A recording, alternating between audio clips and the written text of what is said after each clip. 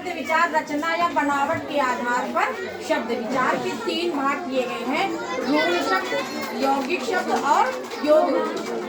तो रूढ़ शब्द क्या होते हैं? वे शब्द जो स्वतः पूर्ण हो, मतलब अपने आप में पूर्ण रूप में, मतलब जिनको विभाजित ना किया जा सके, है ना, वो पूर्ण शब्द कहलाते हैं। क्या कहलाते हैं? वे शब्द जो स्वतः अपने आप में पूर्ण हो, वे रूढ़ शब्द कहलाते हैं। जैसे पुस्तक को अलग किया जा सकता है 2 भागों में? नहीं हो सकता है। घोड़ा को भी अलग विभाजित नहीं कि घोड़ा ऐसे किया जा सकता है, नहीं किया जा सकता है।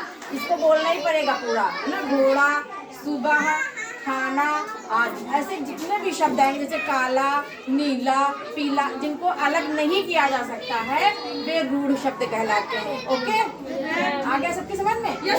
रूढ़ शब्द वे शब्द हैं जो अपने आप में पूर्ण शब्द हैं, समझे, जिनको विभाजित नहीं किया जा सकता है, वे रूढ़ शब्द कहलाते हैं।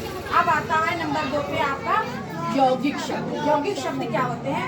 वे शब्द जिनके सार्थक शब्द किए जा सकते हैं, समझे, जिनको मतलब विभाजित किया जा सकता है, वे शब्द यौगिक शब्द में आते हैं। ठीक, जैसे विद्यालय। विद्यालय को हम जब 2 भागों में विभाजित करेंगे, विद्या और आलय, है ना। विद्या मतलब पढ़ाई आपकी जो है, और आलय माने घर, तो मतलब इनको विभाजित किया जा सकता ना। विद्यालय को 2 भागों में विभाजित किया जा सकता है ना, इसलिए यह यौगिक शब्द कहलाता है। क्या कहलाता है? यौगिक शब्द। हाँ, वे शब्द जिनके सार्थक शब्द किए जा सकते हैं, है ना, इनको 2 सार्थक शब्दों में अलग किया जा सकता है, वे यौगिक शब्द कहलाते हैं। जैसे राजकुमार, राजा का कुमार। इसी प्रकार से और भी बहुत सारे एग्जाम्पल हैं, जैसे श्रमिक, श्रम धन इक, है ना, श्रम और इक, इनको भी अलग अलग कर दिया गया। श्रमिक को अवगुण, अव और गुण, है ना। इसी प्रकार से जितने भी शब्द जो सार्थक शब्द जिनका मतलब एक अर्थ निकले, सार्थक शब्द, है ना, दोनों जो विभाजित करेंगे तो दोनों का सार्थक शब्द निकलेगा, उसे हम यौगिक शब्द में परिभाषित करते हैं। ठीक, अब आता है योग रूढ़ शब्द। वे शब्द जिनके अर्थ रूढ़ हो, वे शब्द योग रूढ़ कहलाते हैं, समझे। जैसे पंकज, पंख माने होता है कीचड़, पंख माने कीचड़, और जा माने उत्पन्न, है ना।